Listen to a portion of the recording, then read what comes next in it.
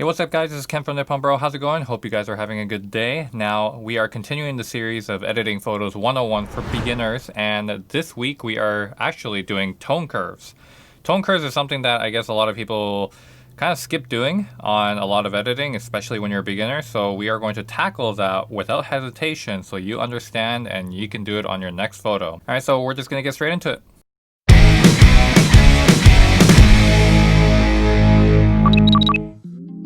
Alright guys, welcome back. So 2 weeks ago we have wrapped up the basics part of Lightroom Classic.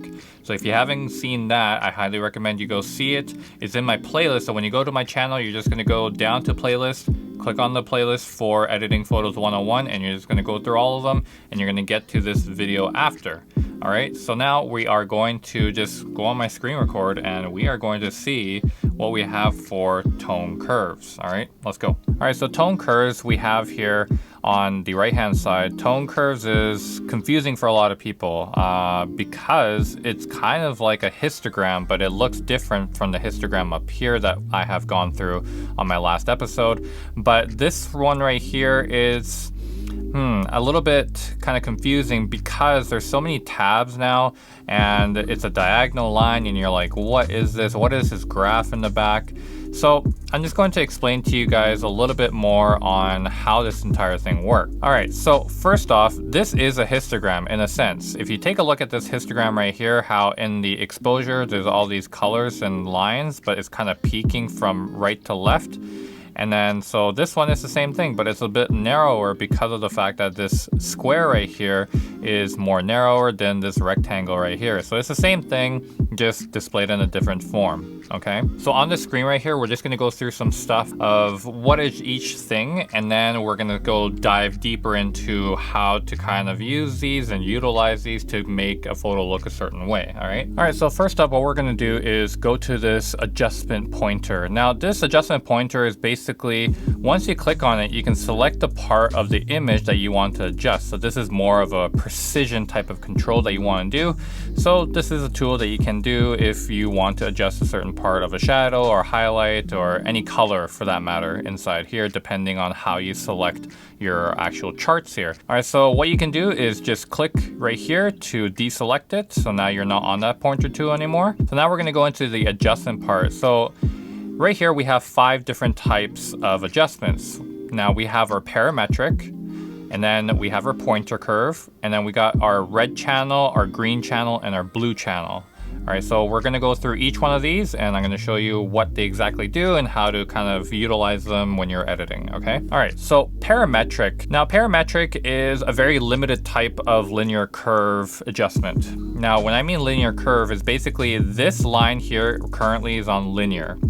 And linear just means straight, okay? So just get that over with. It just means straight, and it means nothing too complex other than that. So you can see right here, when you kind of highlight this line right here, you can see each section. So first up is shadow, then you got darks, then you got lights, and then you got highlights. Again, they are replicated down here in the region. Best to actually use a slider for your actual adjustments, just so you can kind of get more precision work out of it. Kind of like when you did your basics panel on your tone curves. It's almost similar type of adjustment. This part right here though is more massaging the photo in a different way. So these are very minuscule adjustments. You're not going to make too much dramatic adjustments here, too much, maybe more in the color side, but as far as like highlights and brightness, which basically the parametric and the point curve are just for the brightness and darkness of the photo. So pretty much changing the exposures and stuff like that, okay? So this is aside from the red, blue, and the green channels, those are for strictly color adjustments. Parametric and the pointer curves are all for tones of brightness and darkness, okay? So next we're gonna go to the pointer curve. A pointer curve is basically anything that is more precise than the parametric. Parametric is actually, if you adjust the curves, you're gonna see more of a controlled curve, but you can't really have too much freedom of where you move things. But with pointer curve, you can select each point and then adjust it from there. Now you can add your own custom points. For example, let's say I want to go here and put something in the shadows, maybe a little bit more in the midtones, and then the highlights. So then what you're gonna do is you can just adjust these And once you basically adjust it, wherever you made the other points is not going to move those points, okay? But in between the points, it's going to start to change the curve as well. So you can kind of see, if I dip down on here, you're going to see this curve change in between here, but you're not going to actually see the actual points move at all. So this comes really in handy if, let's say, you want to not move the highlights at all. Okay, you want to keep the highlights, but you want to move the shadows. So you can go here and essentially not affect the highlights at all, and then you can just affect the shadows. So this is good when you really want that kind of more controlled look, because when you are adjusting in other parts, like let's say for basics, when you go back to, I'm just gonna quickly open up basics here. If you adjust the highlights and then you basically adjust the shadows, it's going to basically affect the entire image.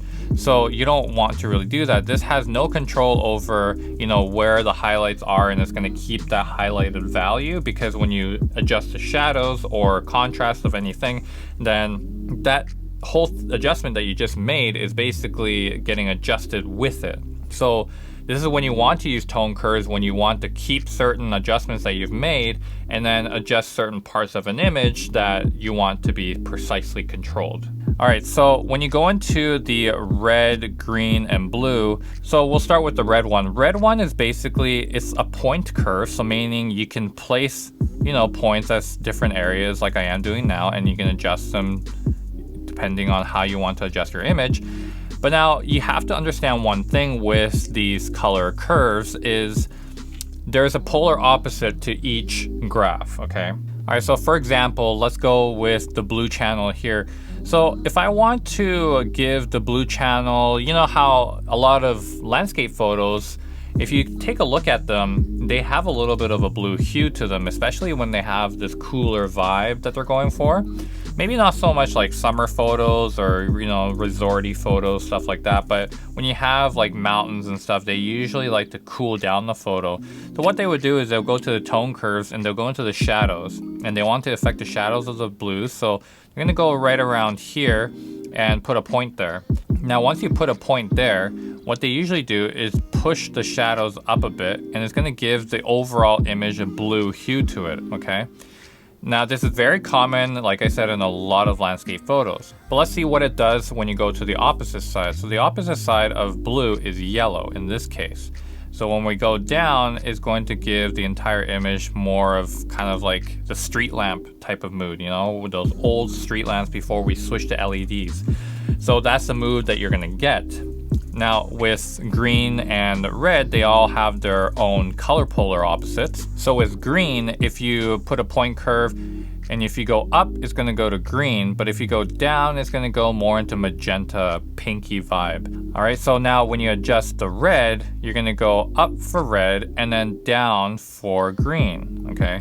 So, but this green is a little bit more different than the green on the actual channel, because this green is a little bit more of a blue hue to it. And then the other green is more like Hulk vibe, more like sewage green, that type of vibe. So you kind of get a different type of green. So don't mix those up and get them confused. All right, so the rest of the point curves here, especially this one and the red, the green, the blue, they all have something in common, and that is actually this point curve kind of preset. So when you go to the drop down menu here, they have medium contrast and strong contrast. These are kind of presets. When you click on them, they kind of make this S curve, and this S curve is very, I would say, commercially used, and everyone kind of abides by this type of rule. You don't have to follow this rule. It's just more of how to get stronger contrast. So you want a little bit brighter highlights and drop down on the shadows. That's exactly what you want to do. So they're just emulating this as kind of like a preset for you, but you can go ahead and change these values and just start changing the points. You don't necessarily need to actually follow what they have. You can just change them around. That's just giving you kind of like, here you go. Here's our type of contrast, but if you want to take it a little bit further, more than welcome to go ahead. All right, so I've gone ahead and reset this photo because what I want you to do is get that kind of matte effect. This matte effect is very Polaroid look, very filmic. And so a lot of people are kind of desiring, and if you go on Instagram right now, there's a lot of portrait photographers, wedding photographers, just photographers, even taking landscape and street photography, they like to up that matte look, so then it kind of looks hazy, this gray haziness, so it makes it a little bit more rustic looking. So with this photo, I'm going to do it as well, but also with the black and white photos, it looks really, really good. So let's go on to it. So blacks is basically down here. So when you are looking at your linear line, the highlight at the very top, this pre-pointed curve right here, this is whites. And if you go down further to the bottom left, that is your blacks. So going up on blacks is basically taking away the shadow, taking away the black, so it gives us this haziness. If you go the other way, it increases the darkness and the shadows and everything. Okay, so what we're gonna do is we're gonna just go and hover over this, and then you're going to click and hold. Once you click and hold, you're gonna just move that pointer up, and you're gonna see this image change, and it's gonna get a bit more hazy. All right, so once you reach the desired haze level or kind of matte look that you want, you can just stop right there, and that's going to set the point curve there. So that's essentially what a matte look would be, is just simply moving that black pointer up. And the more you go up, the more it will kind of like make this matte look, but you don't want to go too far up. Like I said, tone curves is something that you want to do minuscule adjustments on, and it's going to affect the image a whole lot because you've already kind of massaged the photo and set it in basics tab. So now you are just kind of doing incremental changes here and there to basically grade that photo. So what I'm actually going to do is I'm going to go to this photo right here. This photo is black and white already. So what I'm going to do is I'm going to just add the matte look. Like I said, black and white photos is really nice. So when I go up on this, you're gonna see the haze, and it just looks that much more authentic, more rustic looking, old, vintage, whatever you want to, you know, your vocabulary is obviously not limited to only mine because apparently I have none. But basically now you know how to do this matte look simply by just using tone curves. But like I said, you can achieve this look by simply removing the blacks on your basics tab, but it's not the same because you're not just targeting one specific part of a photo. In this case, it's the shadows. Now going back to this photo, if you are taking a lot of portrait photography, a lot of people like to actually shift the blues. Like I said with the kind of the landscape one, they like to shift it to blue just to give it that look. All right, so what you can do is you can kind of matte out the blue into the photo. So what you're gonna do is just simply go back to here, select the point, and you're gonna move that up. And then this is only gonna add blues to the shadows or the dark parts of your images, and you're gonna have this kind of look for portrait photography. Obviously this is not really so portrait, but you get the idea. All right, this last part is kind of like a bonus. So it's something that you may not use at all because it's very niche to a specific type of photography. But basically, if you do any type of film photography, like the film, like the actual roll that we used to take photos on and expose it onto a film, it might be before some of your time that you're watching. But anyways, for some of us, we used to do film photography. And if you actually take those films and you scan it on your computer and then import it into Lightroom, you can actually have a negative. A negative is basically something that doesn't have color, is black and white, but it's flipped the opposite way around. So what I'm actually going to show you is a piece of negative that has been scanned and I have uploaded onto Lightroom. Now this is not my scan at all. It is actually from Envato, and Envato is a paid monthly subscription, just kind of like any type of stock footage, stock photo website that you'll have, but it has many, many more types of features on it that I love. So again, this is not a sponsored video at all. This is something that I use personally. I pay monthly for, I don't get it for free, and I use it constantly on my YouTube channel. So go check that out, link in the description below. And yeah, that's also an affiliate link too, so just FYI on that. Anyways, let's go into the negative here. All right, so this is a negative that I downloaded. It's some cats that are sitting, and what we're gonna do is we are going to try to see if we can get more detail, because obviously right now they just look like, I don't know, Paranormal Activity cats, because it just looks all grungy and black and white. Anyways, what we're gonna do is you are actually gonna come to your point curve. Now point curve, this one, aside from the color channel, this is a light luminosity type of curve. So what you're gonna do is this is very simple to do. You're going to actually flip this diagonal line the other way. okay? Very simple. So take your blacks right here, you're just gonna push this all the way up.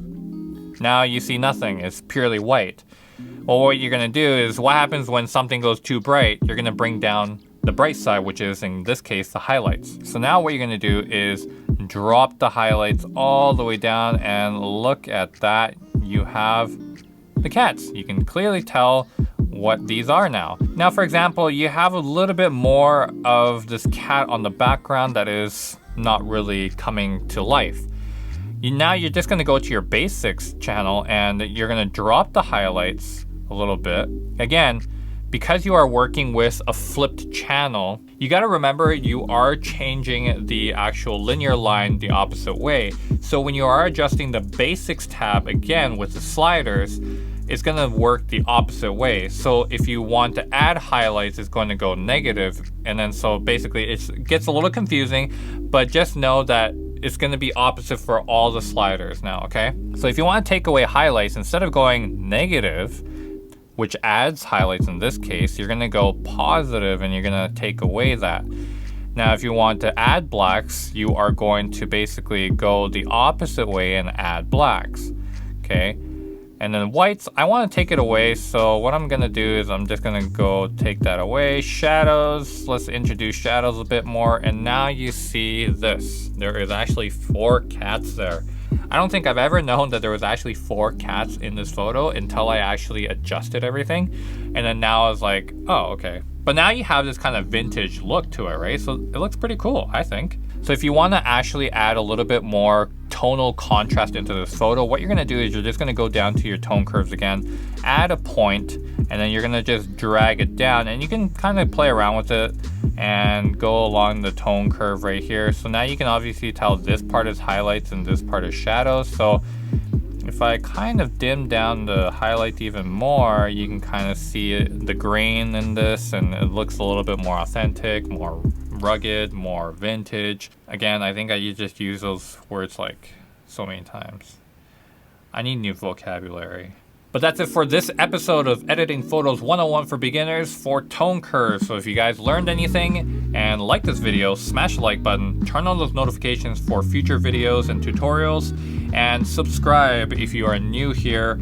And if you want to see more videos like this or other videos that I have coming up and planned, and I'm working on some brand deals as well, so it's getting pretty exciting. So let's hope everything works out. But anyways, I will see you guys on the next one, and take it easy. Peace out.